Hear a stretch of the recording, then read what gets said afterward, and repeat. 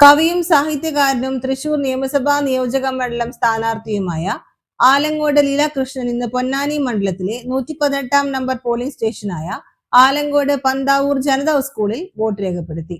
Vote ചെയ്തതിനു ശേഷം മാധ്യമങ്ങളോട് സംസാരിച്ച അദ്ദേഹം ജനങ്ങൾ മാറ്റത്തിനും വികസനത്തിനുമുള്ള വിധി രേഖപ്പെടുത്തുമെന്ന് ആത്മവിശ്വാസം പ്രകടിപ്പിച്ചു.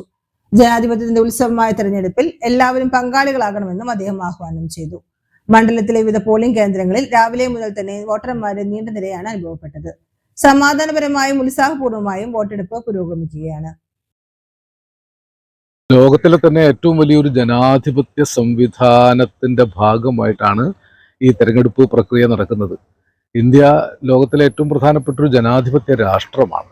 തീർച്ചയായും ഇത്രയും സുതാര്യമായും ഇത്രയും കൃത്യതയോടുകൂടിയും തെരഞ്ഞെടുപ്പ് നടക്കുന്ന ഒരു സ്ഥലം ഇന്ത്യ പോലെ വേറെയില്ല. വിശേഷം കേരളം. വളരെ രാഷ്ട്രീയ പ്രബുദ്ധരായ ആളുകളാണ് കേരളത്തിലെ വോട്ടർമാർ.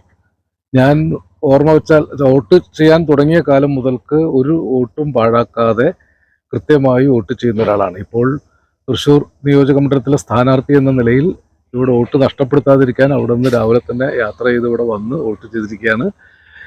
തീർച്ചയായും ജനാധിപത്യം വിജയിക്കണം. എല്ലാവിധ രാഷ്ട്രീയ പാർട്ടികളും പ്രസ്ഥാനങ്ങളും ഈ ജനാധിപത്യ പ്രക്രിയയിൽ അതിൻ്റെ ചിട്ടയോടും അതിൻ്റെ നിയമത്തിനനുസരിച്ചും പ്രവർത്തിച്ചാൽ നമ്മുടെ ജനാധിപത്യ സംവിധാനത്തിൻ്റെ യഥാർത്ഥമായ വിജയമായിരിക്കും ഉണ്ടാവുക. ഞാനും അതിൽ പങ്കാളിയാകുന്നതിൽ അഭിമാനിക്കുന്ന ഒരാളാണ്. നമസ്കാരം. വിജയപ്രതീക്ഷ പറയാനുള്ളത്